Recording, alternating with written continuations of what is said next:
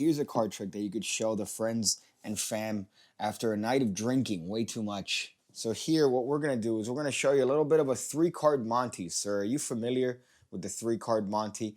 Well, here's the thing about the 3-card Monte, sir. They never have you pick the cards. All the time, whenever they do the 3-card Monte, it's the operator, me, picking the cards. So why don't we have you pick the cards, sir, ma'am? Go ahead. Use your dirty finger and touch a card. That one's a great one.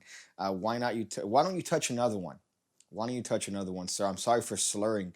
It's the incredible amount of Bud Lights I've consumed over the weekend. Why don't you touch one more card, sir, and make this a full trifecta? So those are your 3 cards, and I'm actually giving you the choice of card, which is something that usually people don't do. This is how good and fair I am. So the 3-card Monte, we have to pick a card that's valuable, a card that's the money card, if you would. And in this case, well, you picked all the kings, sir. They're all valuable.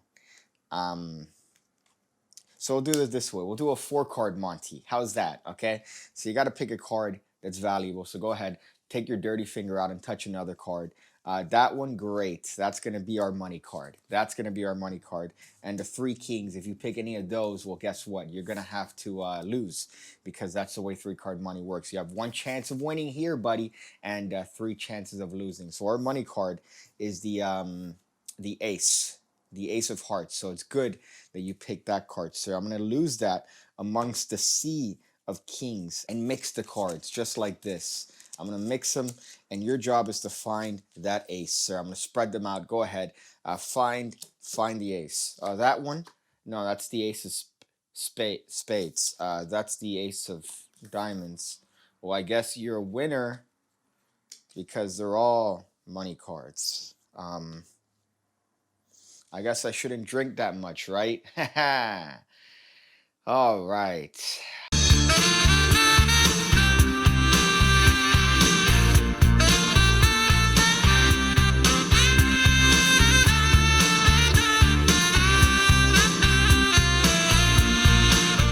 Here's a great trick for your next bris.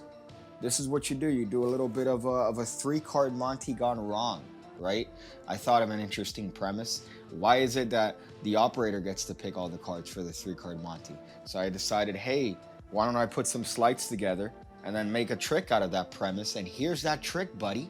But it requires some advanced sleight of hand. And where else are you going to learn some advanced sleight of hand other than the Pigcake Magic Academy? $5 a month, get you 2 videos every single week, going over card stuff, coin stuff, over 600 to 700 videos already, because you're also being enrolled in the Piggybacker tier, which is $1 a month. And those are 2 additional tutorials a month that you don't get anywhere else. So you get 4 videos a week. Why have you been waiting so long? It's like my father. So this is a fun little card trick, and it requires some setup and a little bit of some sleight of hand here. So here's what you do: you take your favorite 4 aces and you put them on top of your favorite deck of imitation B playing cards. Then you're going to take the kings, in this case 3 of them, your favorite kings. Please try to refrain from making any sort of Klansman joke here. And those go on the bottom of the deck. And you're ready to go. You're ready to go, absolutely, for this miracle upon miracles. You might as well take a gig at Holy Land in Orlando, Florida, from how good this trick is. So we're going to go ahead and show you how this is done here. All right. So first things first is you're going to have to get a pinky break below the bottom 3 cards. Now, if you're proficient at the pinky count, you could do that. You could do that little bit of a pinky pull down and get your 3 cards that way. So that's one way of doing it. If you also want to do a little bit of an advanced move, here's something that I suggest. Spread the cards, see 3 of them, get your pinky there, and then square up the deck. That's the advanced other way of doing it. That doesn't require a lot of work, but you get a break. That's it, you get a break. So what you do is you're gonna have the spectator touch 3 cards, and you're gonna do a wonderful little bit of a switch by a dude who is dead. He's dead, he is gone. Derek Dingle.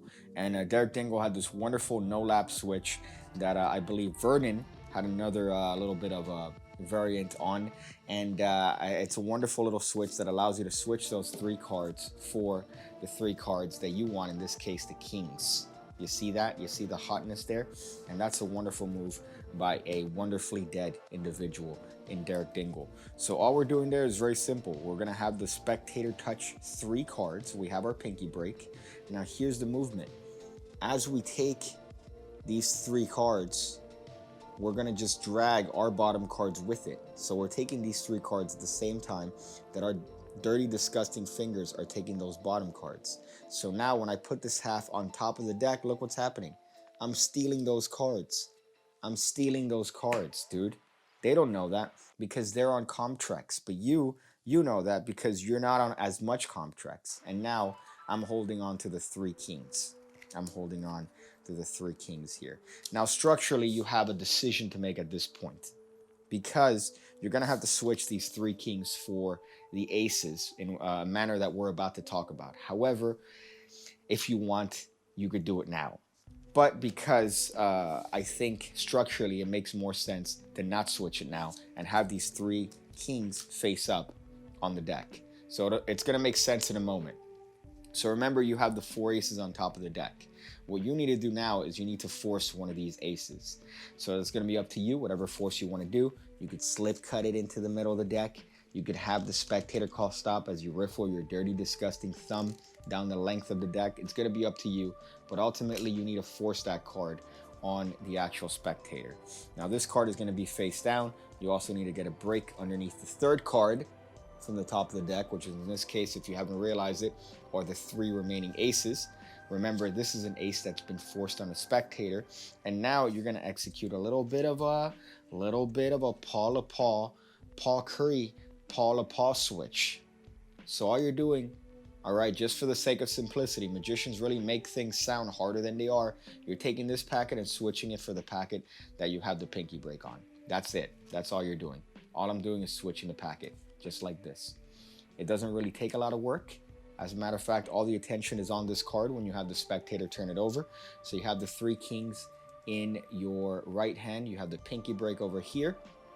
Then you take the ring finger. That grabs the packet that's on the deck. The thumb squeezes on those cards, and you just take the aces. That's it. That's all that's happening. But magicians will make this seem like it's a complex move. No, just do it. Just do it. And you'll be able to get away with it. And you have the aces in your hand. These nuts. So one more time, here's a switch.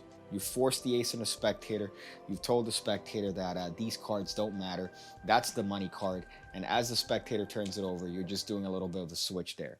So you see that the card is the ace, which is sufficient misdirection for you to spread these cards, of which are now aces. You could take this, put it inside, mix it, and then go through the end of the routine. However, what if I would have switched it in the middle, Pigcake? What would that look like? Well, that would look like this, you invertebrate. So you have the kings, right? The spectators haven't picked the aces yet. So as a matter of fact, let's put that exactly where it is. So in this case, after the spectators would have picked the kings, you would actually switch them for the aces and put those face down on the table. So now at this point, you have the 3 kings on top of the deck, and you're going to have to displace those into the middle of the deck because technically you no longer need them. Now you're going to force the remaining ace on the spectator. Remember, you don't have any aces to switch because they're already switched in. So at this point, you could force that card on the spectator however it is that you want, but ultimately it's going to be the exact same routine. It's just the structure that's different. You see, the structure has changed. And ultimately, you're doing the 3 card Monte with 4 cards gone wrong. I think that's the title. 3 card Monte with 4 cards gone wrong card trick tutorial. That's definitely going to be the title. Hopefully that's going to get me some hot clickbait, some hot click action, and get some clicks on this channel, if you know what I'm saying. But it's a nice trick. It's a nice little bit of a trick. You're a magician. You have a premise. The premise is, why is it that every time they do the 3 card Monte, they pick the cards? Why can't I pick the cards? Well, guess what? I'm going to give you the option to pick the cards. And then from there, you go into some tomfoolery. But that's the trick, man. That's the trick. Honestly, it's a fun one. It's what New York-based celebrity magicians would call a hot one. You know, that's what this trick is. You should share this with your family, the actual trick, not the tutorial, because then they'll know how you're doing it, right? That's kind of a waste. Um, Apart from that, make sure to do everything that people do when it comes to videos. And also, just a little bit of a recommendation. Just because it's light beer doesn't mean that when consumed in vast quantities, it's not going to give you the same effect as more rigid beer. You know what I'm saying? So you see a Bud Light and you think, oh, wow, Bud Light, this is water, right? But you have like 8 or 9 of them and you're going to feel it.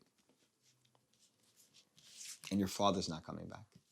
So that's a trick. My next trick is going to be card up nose.